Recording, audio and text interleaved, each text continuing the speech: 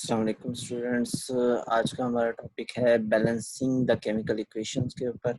तो बैलेंस कैसे करते हैं इक्वेशंस को। पीछे हमने इक्वेशन को लिखने का तरीका देखा था कि इक्वेशन को लिखते कैसे हैं, रिएक्टेंट्स कहाँ होते हैं, प्रोडक्ट्स कहाँ होते हैं, एरो साइन का हेड कहाँ पे होता है, ठीक है, डायरेक्शन उसकी कहाँ पे है, सॉलिड लिक्विड गैसेस जो हैं या एक्वस सॉल्यूशन कैसे होते हैं हम लिखते, ये सारी चीज़ें हमने देखी थी बैलेंस केमिकल इक्वेशंस के साथ। अब हमने इक्वेशंस को खुद बैलेंस करना है, यानी हमने देखना है कि इक्वेशन बैलेंस है यानी ठीक है। तो इसके तरीके जो हैं इसको हम देखेंगे। तो लिखा है the chemical equation in which the number of atom of each element on the both side of the equation, reactant side और प्रोडक्ट साइड जो है वो इक्वल हों, तो ये कहलाती है बैलेंस्ड केमिकल इक्वेशन। तो ये आपकी डेफिनेशन है बैलेंस केमिकल इक्वेशन की। और इसकी एग्जांपल दी हुई है कि the chemical equation shown below is balance chemical equation. यहाँ पर जरा थोड़ी सी छोटी सी गलती है, ये जो सी है इसको जरा मैं ऐड कर देता हूँ कि रिप्लेस टेक्स्ट कर देते हैं कि ये जो है इसकी जगह पर सी एल आता है, बड़ा सी और छोटा है, ठीक है। तो ये यहाँ पर HCl में सी जो है वो बड़ा है, ठीक है। तो ये यहाँ पर मैंने ऐड कर दिया, ये जो है ये Cl है छोटा सी के साथ। तो HCl जो है वो जब रिएक्ट करता है NaOH के साथ तो Na और Cl मिलकर NaCl बना देते हैं। देखिए यहाँ पर C बड़ा है, ठीक है। तो ये सोडियम क्लोराइड बन जाता है और साथ में जो ये हाइड्रोजन है ये OH के साथ मिलकर H2O बना देता है। तो ये एक balance chemical equation HCl plus NaOH एरोसाइन NaCl plus H2, ठीक है। लेकिन अगर हम कोई और एग्जांपल देखें तो लिखा है the chemical equation in which the number of atoms of each element on both sides of the equation, यानी केमिकल इक्वेशन वो है जिसमें नंबर ऑफ एटम जो है वो each side of the equation पे सेम हो, ठीक है। यानी रिएक्टेंट साइड पे भी सेम और प्रोडक्ट साइड पे भी सेम। लेकिन अगर नहीं सेम यानी नॉट इक्वल हो प्रोडक्ट और रिएक्टेंट साइड पे, तो इसको हम कहते हैं कि ऐसी इक्वेशन कहलाती है अनबैलेंस्ड केमिकल इक्वेशन, ठीक है। और इस अनबैलेंस केमिकल इक्वेशन को फिर बैलेंस किया जाता है। तो इस अनबैलेंस केमिकल इक्वेशन को बैलेंस कैसे करते हैं, तो उसके तरीके अब हमने पढ़ने हैं। तो सबसे पहले for example the chemical equation given below is an unbalanced chemical equation. ये नीचे जो इक्वेशन है H2Cl2, इससे क्या बन रहा है HCl बन रहा है। ये एक अनबैलेंस्ड इक्वेशन है। कैसे? दो हाइड्रोजन और दो क्लोरीन, ठीक है, मिलकर एक हाइड्रोजन और एक क्लोरीन बना रहे हैं। यानी यहाँ पर एक एक हाइड्रोजन और क्लोरीन की कमी है और यहाँ पर एक एक हाइड्रोजन और क्लोरीन ज्यादा है, ठीक है। तो इस तरह की इक्वेशन जिसमें बैलेंस ना हो इक्वेशन, तो इसको हम बैलेंस करते हैं, ठीक है। और वो बैलेंस कैसे करते हैं तो उसके कुछ रूल्स हैं जो अगले पेज के ऊपर लिखे हुए हैं। तो देखें जरा कि लिखा है कि unbalanced equation can be balanced by different method. Unbalance equation को बैलेंस करने के कई तरीके हैं। The trial and error method is commonly used. जो ट्रायल एंड एरर मेथड है, ये ट्रायल का और फिर एरर अगर निकल रही है तो उसको दोबारा फिर ट्रायल करना। ये ट्रायल और एरर मेथड जो है ये सबसे ज्यादा यूज होता है, कॉमनली यूज होता है आमतौर पर।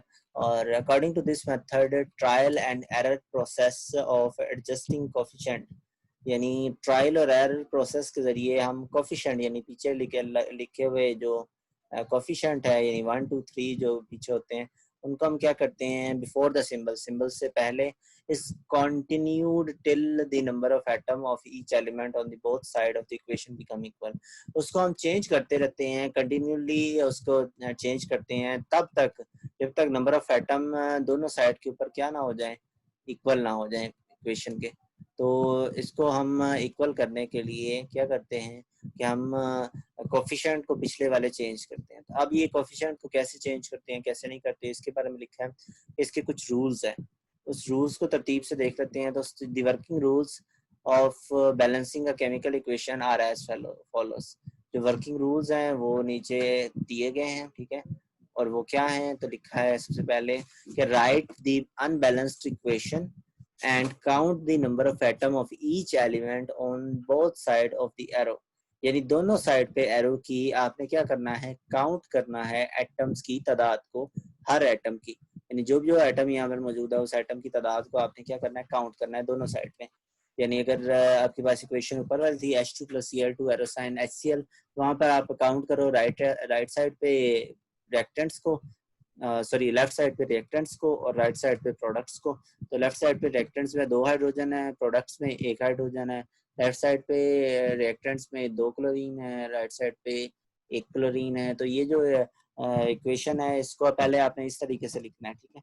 और फिर आपने देखना है कि एक एलिमेंट पर आपने वर्क करना है, work on with on element at a time, एक वक्त में एक एलिमेंट को चूज करना है।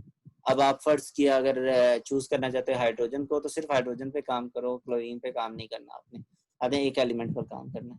अब आपने करना क्या है एट अ टाइम एक एलिमेंट को चूज करने के बाद कि मल्टीप्लाई द सिंबल और फार्मूला विद सुटेबल इंटीजर। आपने जो फार्मूला या सिंबल होगा उसको एक खास सूटेबल इंटीजर से मल्टीप्लाई करना है, वो जो 2, 3, 4, 5 एक्सेट्रा इनमें से कुछ भी हो सकता है, ठीक है। तो आपने उसके साथ क्या करना है, इसको मल्टीप्लाई करना है, ठीक है, उस जिस पर आप वर्क कर रहे हैं एलिमेंट पर, ठीक है। तो आपने मल्टीप्लाई किससे करना है, on that side of the equation where the number of atom और पार्टिकुलर एलिमेंट इज लेस, जहां पर एलिमेंट की तादाद, जिस एलिमेंट को आपने चूज किया उसकी तादाद इक्वेशन में क्या हो, लेस हो। यानी अगर H2Cl2 एरोसाइन HCl था, उसमें H जो है एक है प्रोडक्ट में, तो अब वहां पर आपने 2, 3, 4, 5 में से कोई एक कोफिशिएंट जो है वो पीछे लगाना है, उस फार्मूला के, यानी HCl के पीछे लगाना है। अब आप अगर 2 लगाते हो, ठीक है, उस पीछे वाली इक्वेशन के अंदर जो आपकी मैंने H2 + Cl2 एरोसाइन HCl, तो उसमें HCl के पीछे की तरफ आपने 2 लगाना है, ठीक है, यानी 2 से मल्टीप्लाई करना है पूरे के पूरे को, सिर्फ एक को नहीं करना, यानी सिर्फ H के आगे 2 नहीं लगाना, बल्कि पूरे के पूरे HCl के पीछे की तरफ आपने 2 लगा देना। And try to balance the element on the both side, और कोशिश करनी है कि बैलेंस हो गए जो एलिमेंट्स है both side of the equation पे। अगर नहीं हुए तो मल्टीप्लाई करते जाएं, सबसे पहले स्मॉल नंबर को ट्राई करें, सबसे पहले 2 से स्टार्ट करें मल्टीप्लाई करना, और आहिस्ता आहिस्ता अगर 2 से नहीं हो रहा तो 3 से करें, 3 से नहीं हो रहा तो 4 से करें। तो कोशिश करें कि वो स्मॉल नंबर से स्टार्ट करें और तब तक से करें जब तक आपकी जो एलिमेंट, जिसको आपने एलिमेंट को जिस पर वर्क कर रहे हो वो राइट हैंड साइड पे बराबर नहीं हो जाता, या लेफ्ट जिस साइड पे भी है, तो दोनों साइड पे जब तक बराबर नहीं हो जाता तब तक आप उसको मल्टीप्लाई करते रहो किसी स्मॉल नंबर से, ठीक है। अब आगे repeat the process for all elements one by one, एक एक करके सारे एलिमेंट्स के ऊपर ये प्रोसीजर अप्लाई करना है। पहले अगर आपने हाइड्रोजन पे किया तो फिर आप क्लोरीन के साथ यही प्रोसीजर करो अगर होता है, यानी वो ऊपर वाली इक्वेशन में, ठीक है। तो आगे लिखा है balance the diatomic molecules like hydrogen, nitrogen, oxygen, chlorine at the end. In diatomic molecules को आपने सबसे आखिर में करना है, यानी अगर आप बैलेंस करना चाहते हो इक्वेशन में ऐसी है जिसमें हाइड्रोजन भी है और कोई और चीज भी है, तो उस चीज को पहले करना है, H2 को बाद में करना है, N2 को बाद में करना है, O2 को बाद में, Cl2 को बाद में, ठीक है। तो ये सारे के सारे रूल्स हैं और इसकी सब एग्जांपल्स, यानी एग्जांपल हैं। तो सबसे पहला स्टेप N2 H2 NH3 ये बन रहा है, तो इसमें हम गिनते हैं सब स्टेप 1 में कि रिएक्टेंट कितनी है और प्रोडक्ट कितनी है और बैलेंस है या नहीं है। तो नाइट्रोजन को देखें तो रिएक्टेंट 2 नाइट्रोजन एटम रखता है और प्रोडक्ट जो है वो 1 नाइट्रोजन एटम रखता है। तो रिएक्टेंट में 2 नाइट्रोजन एटम है, प्रोडक्ट में 1 नाइट्रोजन एटम है, तो ये यहाँ पर लिख दिया। और ये क्या है, अनबैलेंस्ड है, ये बैलेंस नहीं है, अनबैलेंस्ड है। इस तरह हाइड्रोजन देखें तो यहाँ पर 2 हैं रिएक्टेंट में, और प्रोडक्ट में हाइड्रोजन कितने हैं, 3 है, यानी 2 हाइड्रोजन है रिएक्टेंट में, 3 हाइड्रोजन है प्रोडक्ट में, तो हाइड्रोजन भी क्या है, अनबैलेंस्ड है। अब सबसे पहले किसी एक एलिमेंट को आप चूज कर लें स्टेप 2 के लिए। अगर आप फर्ज किया NH3 को चूज कर रहे हैं, NH3 में नाइट्रोजन को चूज कर रहे हैं सिर्फ, तो नाइट्रोजन के लिहाज से अगर आप देखें तो यहाँ पर नाइट्रोजन कितनी है, आपके रिएक्टेंट वाली साइड पे 2, आपको प्रोडक्ट वाली साइड पे भी यहाँ पर 2 करनी है, तो 2 करने के लिए यहाँ कितने से मल्टीप्लाई करेंगे, 2 से कोफिशिएंट से मल्टीप्लाई करें। तो ये लीस्ट कोफिशिएंट पहले लगाएंगे, जैसे 2 से मल्टीप्लाई करेंगे तो n क्या हो जाएगा, 2 हो जाएगा, n के 2 आइटम हो जाएंगे और h जो है वो 6 हो जाएगा। अब h बढ़ चुके हैं, H की तादाद क्या है, ज्यादा है प्रोडक्ट में, रिएक्टेंट में H कम है। अब हम H के ऊपर काम करेंगे, हाइड्रोजन के ऊपर। तो जब हम स्टेप 3 में जाएंगे तो स्टेप 3 में देखें उन्होंने हाइड्रोजन के साथ मल्टीप्लाई किया, यहाँ पर हाइड्रोजन 2 थी तो इसके साथ 3 को मल्टीप्लाई किया, तो 3 को मल्टीप्लाई करने से हाइड्रोजन कितनी होगी, 6। अब ये जब 6 हुई हैं तो 6 हाइड्रोजन आइटम यहाँ पर भी हैं, 6 यहाँ पर भी हैं, तो नाइट्रोजन तो पहले ही बैलेंस थी, हाइड्रोजन भी बैलेंस हो गई। तो इक्वेशन बनेगी N2 + 3H2 रिवर्स एरोसाइन 2NH3। ये आपकी बैलेंस केमिकल इक्वेशन होगी। इसी तरह नीचे दूसरी इक्वेशन दी गई है CH4 और O2 की। CH4 और O2 H2 और CO2 बना रहे हैं। अब यहाँ पर आप किसी पहले देखें क्या क्या चीज बैलेंस है। कार्बन कार्बन बैलेंस है, यहाँ पर भी एक है, यहाँ पर भी एक है। हाइड्रोजन जो है यहाँ पर 4 हैं तो यहाँ पर 2 हैं, ठीक है, ये अनबैलेंस्ड है। और ऑक्सीजन देखें तो यहाँ पर 2 है, यहाँ पर 3 है, यानी यहाँ 2 ऑक्सीजन है, यहाँ पर एक ये वाला ऑक्सीजन है, ठीक है, यानी एक ये यहाँ पर है और ये 2 ऑक्सीजन यहाँ पर है, यानी 2 जमा 1 कितने हो गए, 3 ऑक्सीजन है जो आपकी प्रोडक्ट्स में है। तो अब प्रोडक्ट में 3 ऑक्सीजन है और रिएक्टेंट में 2 ऑक्सीजन एटम है, रिएक्टेंट में 4 हाइड्रोजन है, प्रोडक्ट में 2 हाइड्रोजन है। ये दोनों चीजें अनबैलेंस्ड, कार्बन बैलेंस है, ठीक है। अब हमने स्टेप 2 करना है, हमने किसी एक को पकड़ना है। फर्ज किया हम हाइड्रोजन को पकड़ते हैं, ठीक है। तो यहाँ पर हाइड्रोजन कितनी थी, 4। अब यहाँ पर भी यानी इस साइड पे ये जो आपकी ऊपर वाली साइड है यहाँ पर 2 हैं, तो इसको 4 करने के लिए हम क्या करेंगे, हम यहाँ पर 2 से मल्टीप्लाई करेंगे। देखिए यहाँ पर 2 से मल्टीप्लाई किया गया, ये जो कोफिशिएंट है इसको 2 से यानी ये पूरा पूरा H2O है, इसको 2 से मल्टीप्लाई करेंगे तो हाइड्रोजन क्या हो जाएंगे, 4 हो जाएंगे। देखिए जरा हाइड्रोजन 4 हुए हैं, तो अगर हम यहाँ पर देखें तो ये 2 ये इस 2 से मल्टीप्लाई करेगा तो O से भी, यहाँ O के साथ कुछ भी नहीं तो 1 है, 1 को 2 से मल्टीप्लाई करेंगे तो ये ऑक्सीजन कितने हो जाएंगे, 2। अब ये 2 ऑक्सीजन है, 2 ऑक्सीजन यहाँ पे है, तो 2 जमा 2 कितने होगी, 4 ऑक्सीजन। तो इक्वेशन खुद ब खुद बैलेंस हो जाएगी जब आप यहाँ पर 2 लगाओगे। तो हाइड्रोजन भी बैलेंस हो गए, ऑक्सीजन भी बैलेंस हो गया, और ये जो आपकी इक्वेशन है, ये इक्वेशन आपकी बैलेंस केमिकल इक्वेशन बन गई। इस तरह अब एग्जांपल्स हैं, आगे एग्जांपल 3 है कैल्शियम कार्बोनेट की, ठीक है। ये मैं आपको बता देता हूँ, इससे अगली वाली जो एग्जांपल्स हैं टेस्ट योरसेल्फ या डू यू नो वगैरह में, उसको आपने खुद सॉल्व करना है, ठीक है। तो लिखा हुआ है calcium carbonate chloride, sorry calcium chloride है CaCl2 Na2CO3 के साथ रिएक्ट कर रहा है और CaCO3 और NaCl बना रहा है, ठीक है, कैल्शियम कार्बोनेट और सोडियम क्लोराइड। अब इस रिएक्शन के अंदर अगर आप गौर से देखें तो कैल्शियम कितने हैं, यहाँ पर 1 है, यहाँ पर भी 1 है, बैलेंस्ड है।